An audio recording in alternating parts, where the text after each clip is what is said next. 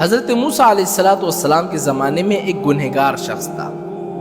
جس سے لوگ تنگ آ کر اس کو اپنے شہر سے نکال دیا۔ وہ ایک ویران جگہ پر رہنے لگا، اور جب اس کی موت کا وقت آیا اور اس کا انتقال ہو گیا تو حضرت موسیٰ علیہ السلام پر وحی آئی۔ وہی کیا آئی؟ اللہ نے فرمایا ہمارے ایک ولی کی فلاں جگہ پر وفات ہو گئی ہے، آپ اس کو غسل دو، کفن دو اور اس کی نماز جنازہ پڑھاؤ، اور لوگوں کو یہ بھی بتاؤ کہ جس کے گناہ زیادہ ہو وہ لوگ اس بندے کی جنازے میں شریک ہو جائے، اور جو اس کی جنازے میں شریک ہوگا میں اس کی مغفرت کر دوں گا۔ حضرت موسیٰ علیہ السلام نے بنی اسرائیل میں اعلان کر دیا، اور بہت سے لوگ اس کے جنازے میں آ گئے، اور جب لوگوں نے اس کی لاش کو دیکھا اس کو پہچان لیا اور کہا کہ حضرت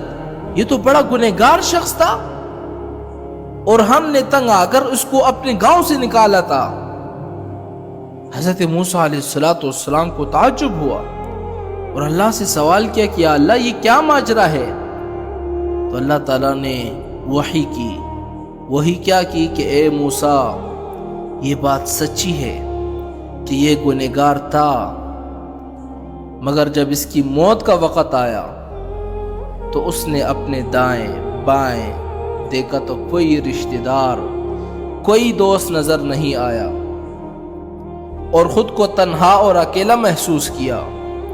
اور آسمانوں کی طرف نظر اٹھائی اور کہنے لگا، کیا کہا، کیا خوبصورت جملے،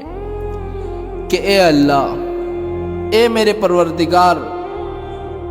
میں تیرے بندوں میں سے ایک بندہ ہوں اور تیری بستیوں سے نکالا گیا ایک غریب الوطن ہوں۔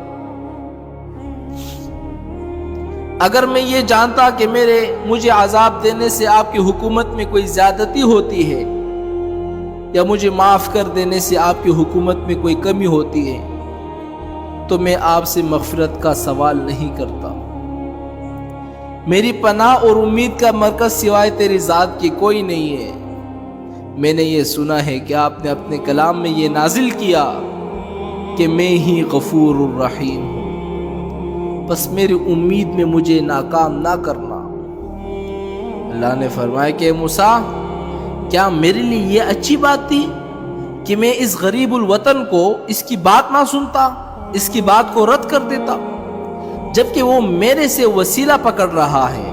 اور میرے سامنے گڑ گڑا کر رو رہا ہے۔